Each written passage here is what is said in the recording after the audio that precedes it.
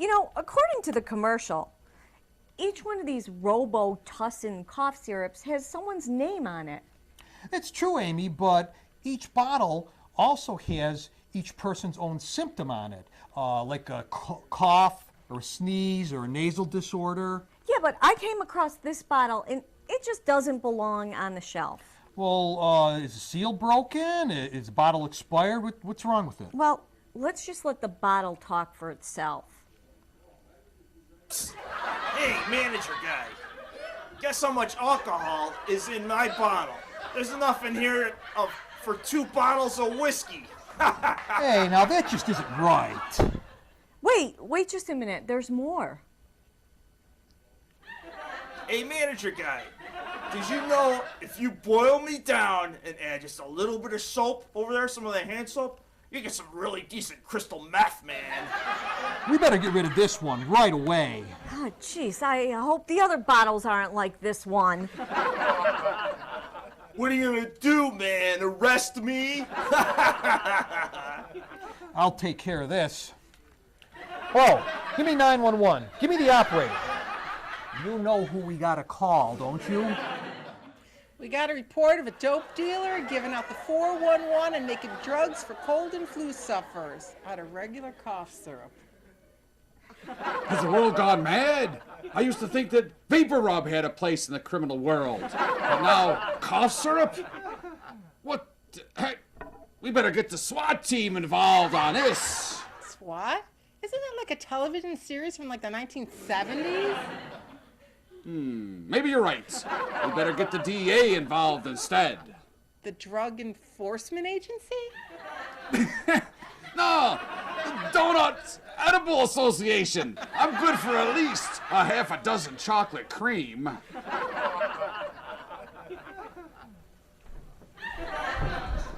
Okay, Mr. Robocussin, we've got you surrounded. What are you gonna do, shoot me? There's only 2 of you cops out there. No, we're gonna drain you out. Well, good luck with that, because, hey, dude, you know what? If you pour me in your coffee and you've eaten a bunch of donuts, you'll lose weight. It's just like taking ephedrine, man. Maybe we should put him back on the shelf.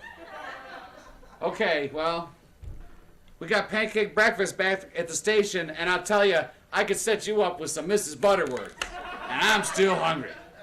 Mrs. Butterworth? That fatty.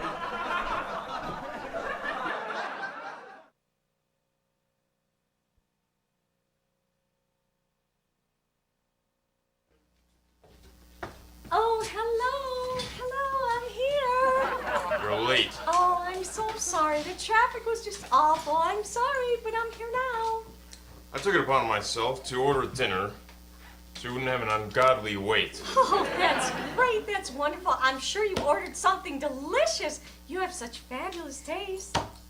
I ordered linguine. Oh! I love linguine. Oh, well, yes. Did you know, in fact, that linguine is one of the natural laxatives? Laxative? Oh, my goodness, I had no idea. Yes, I was very impressed and dumbfounded to read that actually wheat is a amazing natural laxative. And, Cleans you out, huh? it really does. my I'm very goodness. impressed, really, from experience. Oh, I've never had an experience like that. Oh, well, I would recommend it because it's an interesting time, to tell you the truth. And, you know, Here you go, sir. There's your Oh, linguine, my. and then your Oh, my linguine. goodness, it looks Just as you ordered? delicious. I love Wonderful. linguine. I'm Oh. sure it tastes one. Oh, there's something in my food. oh my. Oh, what's this? Oh, my Oh! God. Oh! That Oh! is... Oh, this is the most exciting thing that's ever happened to me. Oh, no wonder you ordered the food early. You clever little fox. You had them hide this engagement ring in my food. Oh, my goodness. How did you think of such a thing? I did no such thing. Oh, my goodness. Oh, look. It's exactly my size. How did you ever think of a detail? I didn't know you noticed details like this. Why, I can't believe it. This is incredible. You even knew what kind of ring I would like. Your thoughtfulness knows no bounds. I can't believe it. But it's this. look, it has a ring. It has a finger. Oh, a finger. Oh, it's modern packaging. What will they think of next? It's funny, a finger. It's fun. You're fun. The ring's fun. We're going to have tons of fun. Of course I'll marry you. Oh, I always Excuse wanted me, to be sir, ready. madam. I'm sorry, but I need to take your dinners back. Oh. Yes. Take these Everything's fine away. here. You don't really have to take them. There's been a slight problem with your order. I need to give you some Oh. new food. All right, Hope- we'll take hope you the don't mind. food. I don't care as long as I get to keep this finger. We need to take the finger back also. No, you can't. The finger's mine. It's mine. Oh, I'm getting married. I'm engaged. It's not your ring. It's not your finger. I'm not asking you to marry me. We are not engaged. What's going on out here? I need to get to the hospital. Kai, what are you doing here? You're supposed to be getting fitted for your tux. Who is she? I was looking for your finger here, and This is my finger. No, it's not. no, it is not. Oh, Let's What's go. going on? Huh. Well, I may as well enjoy this linguine. Oh, wait, you forgot you for. Oh, never mind. I love linguine.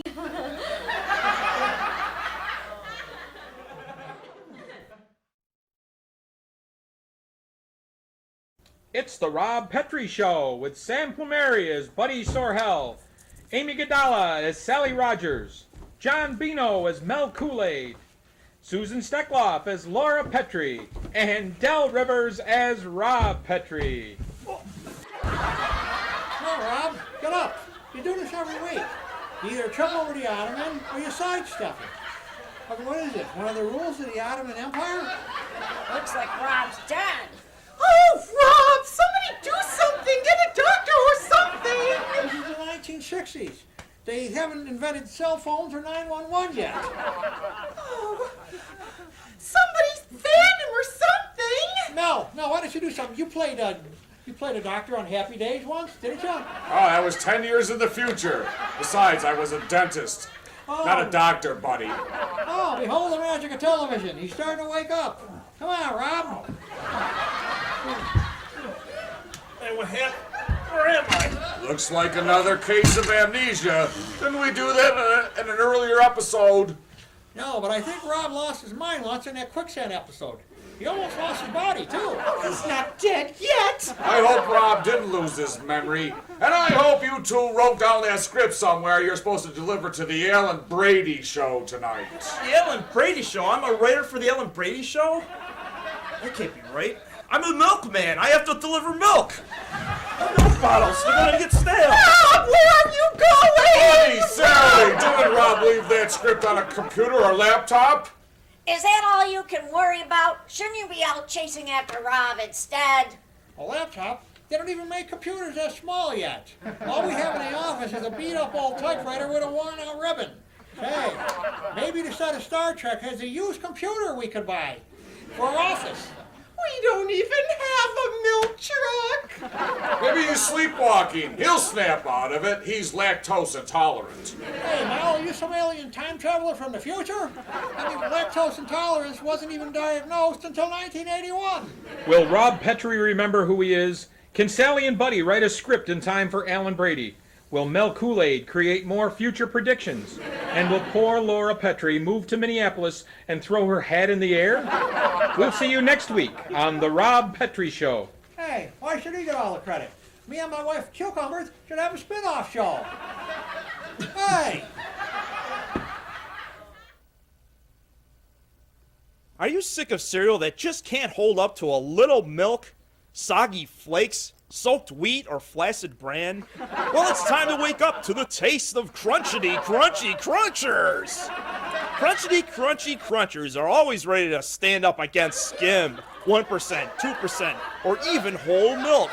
Crunchity Crunchy Crunchers are rock hard with iron, yet will not rust in your bowl. This cereal sure is crunchy, even with milk. We guarantee that our Crunchity Crunchy Crunchers is so crunchy that we will personally send our dentist, Dr. Samuel Chompers, to your house to fix any broken or chipped teeth. I am a dentist, and I play one on TV too. And I can repair your teeth for just 9 box tops of Crunchity Crunchy Crunchers cereal. And look, you get a free spool of dental floss inside every box too. I nearly swallowed it. For just 3 extra box tops, we will give you a full dental exam. Come on, open wide. Don't be afraid. Now look, this one can eat a few more bowls of cereal. There's still a few more molars back there. Take your stinking paws out of my mouth, you damn dirty dentist! Crunchity Crunchy Crunchers is a proud affiliate of Chow Time Dog Food, and our dentist is also a veterinarian. Crunchity Crunchy Crunchers!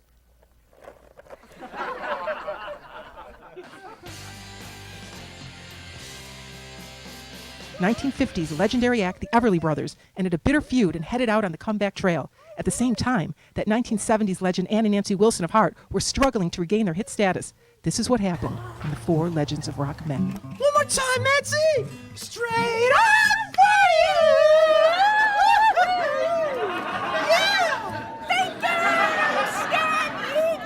Skinny Ann listening on. Oh, Skinny Ann listening on. Yeah, thanks. You've been great. Rock on. The rest of you are all together. Hey, Don, what do you think of Ann and Nancy Wilson? Yeah, they be a couple of hot chicks. I'm glad we got these backstage passes, I'll tell you that. I'm ready to make a pass of my own. I'll take the skinny one. You can have the chubby one. What do you mean I can have the chubby one? Is it because I'm fat? Just because I am fat doesn't mean I like fat. But the skinny one might think that you've let yourself go. I mean, look at you. How could she not think that? The chubby one, well, you'll make a pass at her, and she'll know that she was your second choice. Besides, if I don't make a pass at anyone, they're going to think I'm gay. But our combined weights might, Ever heard of a rug on the floor in front of the fire? It works, Don. It works. Whoa, this is getting way too complicated. Let's just see if they're fans of ours. Maybe we can hit them up for a new hit song. Oh, that was a great show. Great show. This was such a great crowd. Hey, That would be so cool. listen, Ann. I heard that the Everly Brothers are backstage. You can have Don, and I'll take Phil, okay? That would be okay, but is it because I'm fat that I have to be with Don, who's large? Well, It doesn't make any sense. Ann, You're being, you know, like, stereotypical. if you go for Phil, he might think that you've let yourself go, and he might reject you. Then Don's gonna know that he was your second choice, and he might reject you too based on that.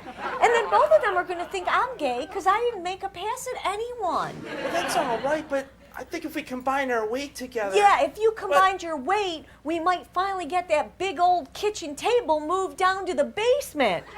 Suddenly, the Wilson sisters receive a telegram from Paul Simon and Art Garfunkel. Telegram. Ah, a telegram. A telegram! Check it out. Oh, it's Maybe from our somebody else wants to manager.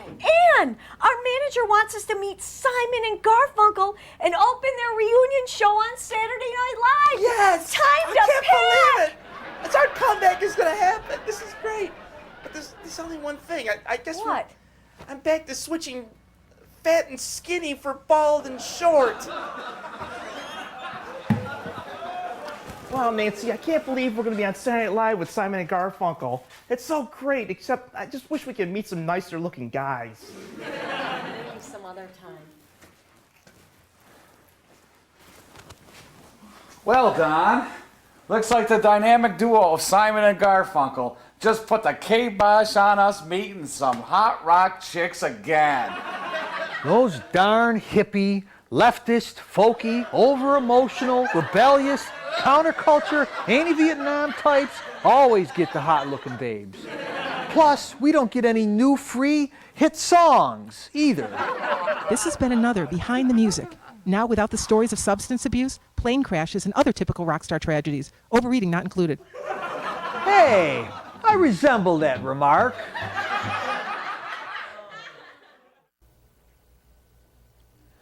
Hello, this is Jack Palance. I've been making movies since the 1950s, and most people remember me from either doing one-armed push-ups on the Academy Awards show, or from Ripley's Believe It or Not television show. Well, I've decided to start my own television show. Jack Palance's Believe It or Else. If you don't believe it now, you'll be forced to believe it later.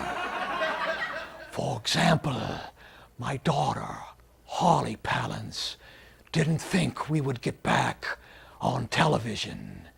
And now, unfortunately for her, she's scrubbing floors in Kalamazoo with a toothbrush. Believe it or else.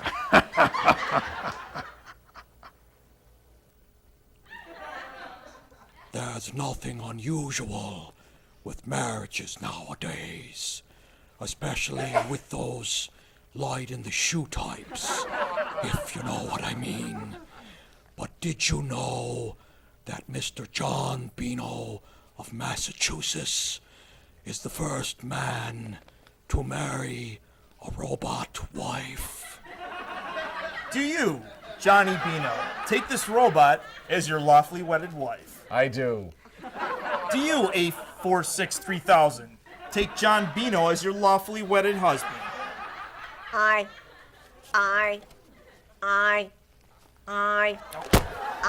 do. Johnny, you may take her switch and turn it on and install her software. Here's a screwdriver. They are now happily married and proud parents of a toaster and a blender. Believe it or else.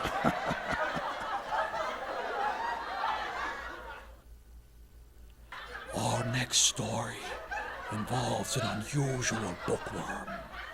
Susan Slime Trail, a librarian from Slugville, New York. She has read every book about worms ever created, and yet she won't even get near a single earthworm. On page 165 of the Book of Worms, it describes the unique digestive habits of the three-headed hydra worm. I was on the set of a John Ford Western once and had nothing to eat except a can full of worms. And I tell you, it was no spaghetti dinner.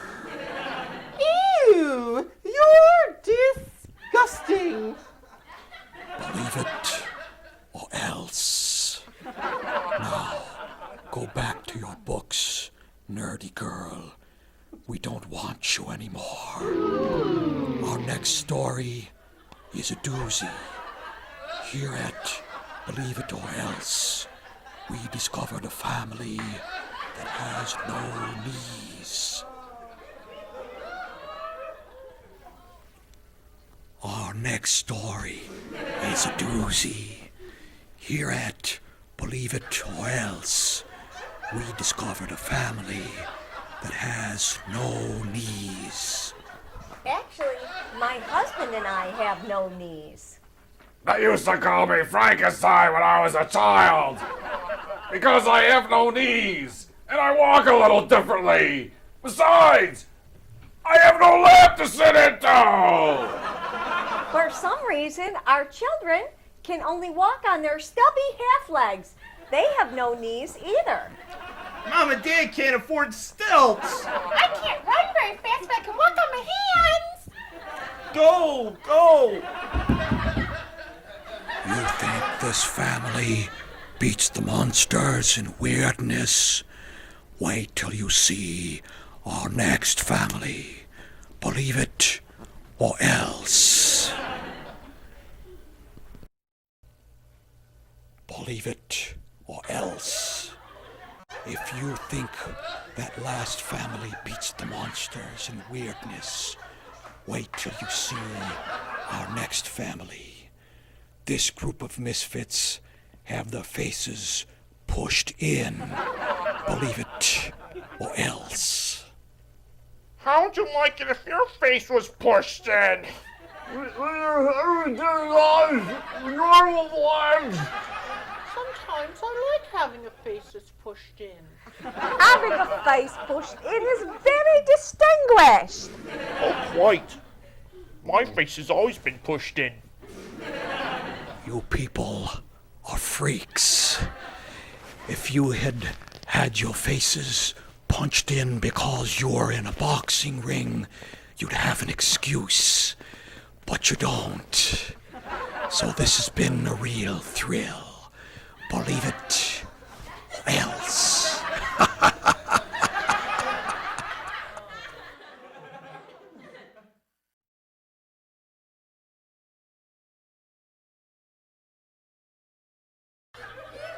Hey, boys and girls, welcome to another episode of A Gentle Giant here on Public Broadcasting. Last week, I gave a book of my Gentle Giant fairy tales to the village people down below. Did you read my book yet? Oh, yeah, I read it. After you hit me in the head with it. All the pictures are black and white. Don't you have any paint, crayons, or markers or anything like that? Well, here on the Gentle Giant Show, we have plenty of, well, we have at least one crayon that we could spare for the drawings. Here, catch. Oh! Oh! What are you trying to do? Kill us down here? Why don't you throw a box of jarts or something at us while you're at it? Yeah, one lousy red crayon. Don't you have a box of them or something? Are you really that cheap? Well, it's not my fault. It's the fault of it's public broadcast. They only have a small budget, and I can't afford a whole box of crayons. You know how much those big boxes of 64 crayons cost? I can see by my face that it's time to go. Already? It can't be time to go yet. Rise and shine, it's time to go. Wowee! I'm having so much fun crayoning with one little crayon. Why don't you read us a story while we fill in the pages with color? Well, we got one more time for one story before the commercials. Oh, there's no commercials on public broadcasting, but we have one time for one story. One story, okay. I happen to have an extra copy of my Gentle Giant fairy tales here. Once upon a time, there were two villagers. One who started a commune farm because they liked the color red. Some people decided to blacklist the villagers because they liked red a little bit too much. It is said that the ones who did the blacklisting were smarter and better than the red crayon coloring communists that live in the village. Hey, are you putting us down, man? It's time to go. Go over. You villagers are so damn angry. I just want to crush you. I want to crush your revolt, I tell you. You lighten up there, big guy. This is a kid's show, remember? It's time to go. Well, you know, we wouldn't complain so much if you provided more crayons for the kids, as well as paid health care and money for all the houses you crush with your big stinky feet. Here they go, blaming me for all the problems that public broadcasting has to offer. Yeah. All right, well, Grandpa the Clock says it's time to go. Let's go, kids. Bye-bye. What? I thought that was Grandpa the Sun. You too? No, it's Grandpa the Clock. Grandpa the Sun doesn't tell time. It's time to go. Who do you get up with?